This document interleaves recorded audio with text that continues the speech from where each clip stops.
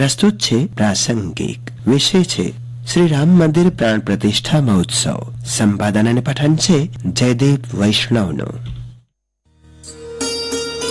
આજે અયોધ્યામાં ભગવાન શ્રી રામની મૂર્તિ પ્રાણ પ્રતિષ્ઠા થશે. અભિજીત મુહૂર્ત મૃગશિરા નક્ષત્રમાં બપોરે 12:20 કલાકે રામલલાની મૂર્તિને અભિષેક કરવામાં આવશે. આ પહેલા સરયુની પૂજા બાદ રામલલાનો એના જળથી અભિષેક કરવામાં આવશે. ઉજવણી માટે શ્રી રામ યંત્રની સ્થાપના કરાશે, જેનું કાર્યક્રમના સમાપન બાદ સરયુ નદીમાં વિસર્જન થશે. પ્રાણ પ્રતિષ્ઠા ઉત્સવમાં પ્રધાનમંત્રી નરેન્દ્ર મોદી, રામ જન્મભૂમિ તીર્થ ક્ષેત્રના અધ્યક્ષ મહંત નૃત્ય ગોપાલદાસ, રાષ્ટ્રીય સ્વયંસેવક સંઘના સરસંઘ ચાલક મોહન ભાગવત, ઉત્તર પ્રદેશના રાજ્યપાલ આનંદીબેન પટેલ, મુખ્યમંત્રી યોગી આદિત્યનાથ ખાસ હાજરી આપશે. આ ઉપરાંત દેશના લગભગ 125 પરંપરાના સંતો અને ભારતની દરેક વિદ્યા શાખાઓના 2500 જેટલા શ્રેષ્ઠીઓ ઉપસ્થિત રહેશે. વિશ્વના ઘણા દેશોમાંથી લગભગ 100 વિશેષ રામ ભક્તોને આમંત્રિત કરવામાં આવ્યા છે. પ્રાણ પ્રતિષ્ઠા મહોત્સવનું દેશભરમાં જીવંત પ્રસારણ પણ થશે.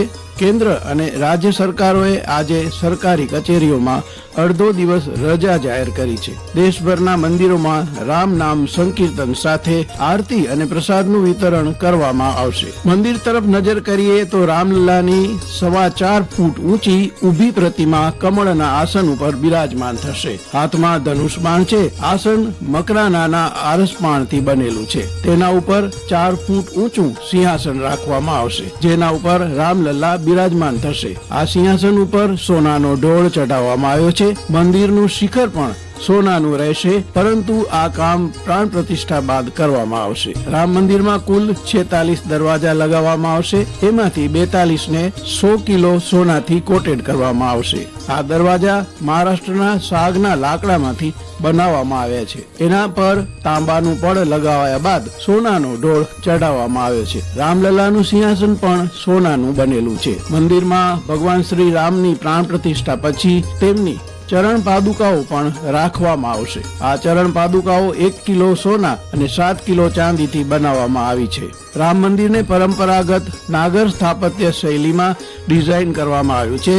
તે હિન્દુ મંદિર સ્થાપત્યની 2 મુખ્ય શૈલીઓમાંનું એક છે. મંદિરો ચોરસ અથવા લંબચોરસ સમતલ પર પથ્થર અથવા ઈંટથી બનાવવામાં આવે છે, જેમાં શિખર કેન્દ્રમાં સ્થિત હોય છે. આ સ્થાપત્ય શૈલીમાં મંદિર મુખ મંડપ નામના નાના મિનારાઓથી ઘેરાયેલું છે. 2.7 એકરમાં ફેલાયેલા પરિસરમાં 57,400 સ્ક્વેર ફીટનું બાંધકામ કરાશે. મંદિરની કુલ લંબાઈ 360 ફૂટ, પહોળાઈ 235 ફૂટ અને ઊંચાઈ શિખર સહિત 161 ફૂટ જેટલી છે.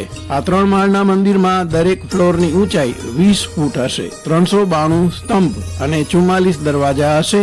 મુખ્ય ગર્ભગૃહમાં ભગવાન શ્રી રામનું બાળ સ્વરૂપ હશે અને પ્રથમ માળે શ્રી રામ દરબાર જોવા મળશે. સિંહ દ્વારથી 32 પગથિયા ચડીને પૂર્વ દિશામાંથી મંદિરમાં પ્રવેશ થશે. અયોધ્યાનું મુખ્ય મંદિર સૂર્યદેવ, દેવી ભાગવતી, ભગવાન ગણેશ અને ભગવાન શિવને સમર્પિત 4 મંદિરોથી ઘેરાયેલું છે. પરિસરમાં અન્ય પ્રસ્તાવિત મંદિરો મહર્ષિ વાલ્મીકી, મહર્ષિ વશિષ્ઠ, મહર્ષિ વિશ્વામિત્ર, મહર્ષિ અગસ્ત્ય, માતા સબરી અને ઋષિ પત્ની દેવી અહલ્યાને સમર્પિત કરવામાં આવશે. રામ મંદિર સિવાય અયોધ્યામાં હનુમાન ગઢી, ભગવાન હનુમાનને સમર્પિત મંદિર અને સીતા કી રસોઈનું ઘર છે, જે એક એવું સ્થળ માનવામાં આવે છે જ્યાં સીતા દેવી અયોધ્યામાં તેમના રોકાણ દરમિયાન ભોજન રાંધતા હતા. હજારો માટીના દીવાઓ સાથે ઉજવવામાં આવતો વાર્ષિક દીપોત્સવ તેની આધ્યાત્મિક અને સાંસ્કૃતિક જીવંતતાનું પ્રદર્શન કરે છે. રામકોટ તુલસી સ્મારક ભવન,